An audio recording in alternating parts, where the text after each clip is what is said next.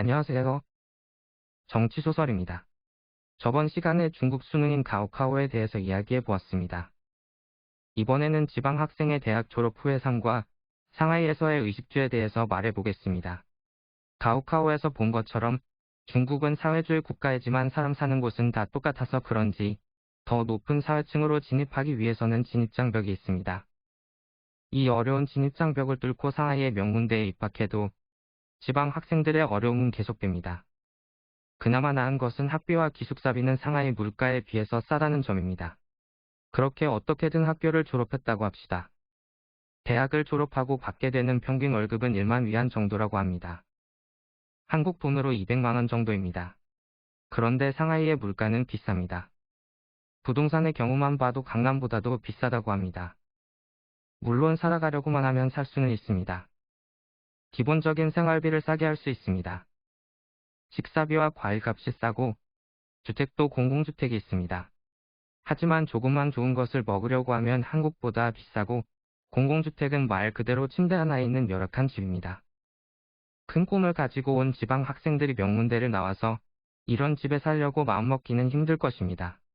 그래서 그나마 조금이라도 상하이 사람처럼 살고 싶으면 부모님의 도움이 절대적입니다. 사실 부모님의 도움 없이는 졸업을 해서 직장을 가지더라도 상하이에서 살아가기란 힘들다고 합니다. 하지만 언제까지 도움을 받을 수 있을지도 모르고 결혼까지 생각한다면 여전히 지방 학생들에게는 힘든 상황입니다.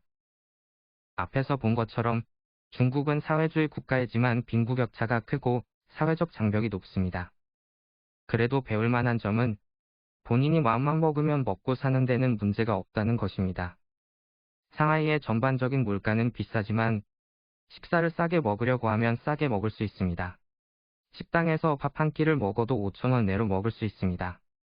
먹어도 허기만 겨우 면하는 형편없는 음식이 아니라 한 끼 식사로 먹기에 충분한 음식입니다. 직접 해 먹으면 더 절약됩니다. 과일, 야채도 싸서 영양에도 문제가 없습니다. 그리고 열악하기는 하지만 가난한 사람도 몸을 누일 수 있는 공공주택이 있습니다. 뉴스를 보면 우리나라 젊은이들과 가난한 사람들 중에 밥을 굶는 사람들이 있습니다. 과일은 비싸서 먹을 엄두도 못 내는 경우가 많습니다.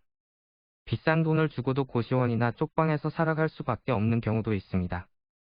그래서 중국의 이런 점은 배울만하다고 생각합니다. 하지만 그렇다고 해서 가난한 사람들이 노력한다고 부자가 될지는 모르겠습니다.